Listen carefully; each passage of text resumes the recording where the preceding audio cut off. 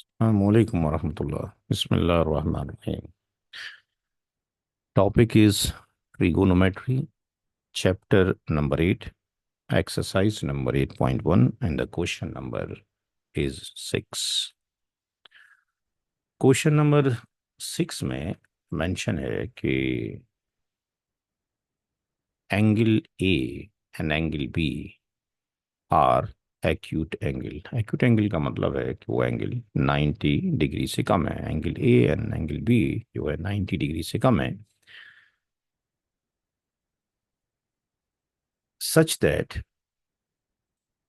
cos A equal to cos B, then show that angle A equal to angle B।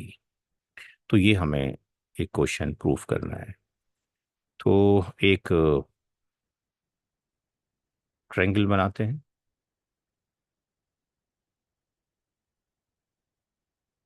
Right angle triangle.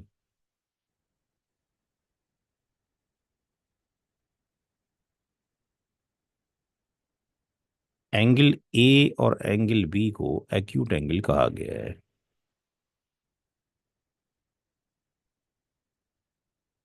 Let's C angle बचा सी। तो ये angle A है और ये angle C B है। अगर हम जो क्वेश्चन में दे रखा है उसको प्रूफ करना चाहते हैं, कॉस ए अगर बराबर हो कॉस बी के, तो शो दैट कि angle A equal to angle B है। तो लेट्स से पहले हम लेते हैं इस एंगल को, एंगल ए को। अगर एंगल ए को अगर हम लेते हैं तो एंगल ए की ये वाली लाइन और कनेक्टेड है इस एंगल सी के साथ में, 90 डिग्री के साथ में। तो इस एंगल ए के लिए ये बेस है और इसके अपोजिट साइड में जो है दैट इज परपेंडिकुलर है, और 90 डिग्री के एंगल के सामने जो होगा वो हाइपोटेन्यूज होगा। तो हमें ये मालूम है कि कॉस क्या होता है, रेशियो क्या होता है, P B P and H H B. तो ये वैल्यू साइन की होती है और ये वैल्यू होती है कॉस का रेशियो होता है। यानी कॉस ए बराबर होगा बेस ऑब्लिक हाइपोटेन्यूज। तो बेस जो है उसकी क्या वैल्यू है, ए सी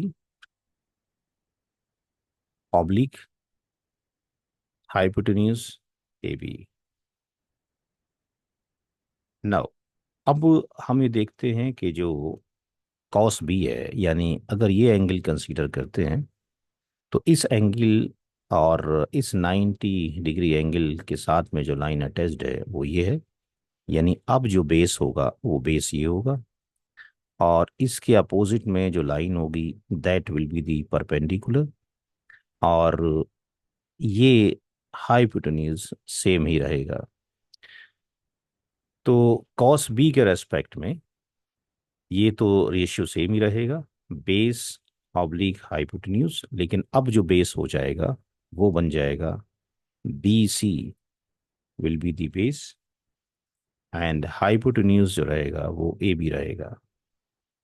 तो ए बी से ए बी कैंसिल किया जा सकता है, बट अगर अंडरस्टैंडिंग नहीं है किसी को तो ए सी इक्वल टू ये B C oblique A B, और ये वैल्यू यहाँ क्रॉस मल्टीप्लाई हो जाएगी तो ये हो जाएगा ए बी से ए बी कट कर सकते हैं। तो यहाँ पर हम देखते हैं कि ए C equal to B C आ रहा है। यानी ए सी ये वाली साइड इक्वल टू आ रही है बी सी के।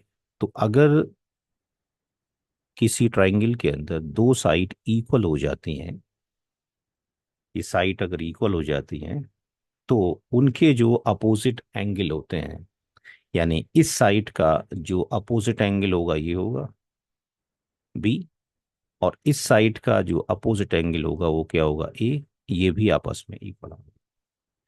तो इसलिए हम ये कह सकते हैं कि angle A equal to angle B होगा, बिकॉज एसी साइड का जो अपोजिट एंगल है वो कौन है, बी है। और A B B C side का अपोजिट एंगल ए है।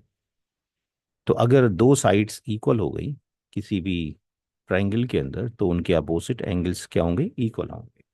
तो अपोजिट्स जो एंगल हैं वो इक्वल हैं, जो साइड्स है उसके रेस्पेक्ट में है। तो आई होप सो ये अंडरस्टैंड हो गया होगा कि जब कभी भी ऐसा हो कि किसी ट्रायंगल के अंदर दो साइड्स कॉमन होंगी तो उनके अपोजिट एंगल इक्वल होंगे, यानी ए सी साइड का opposite angle B equal to होगा बी सी साइड के इस अपोजिट एंगल के।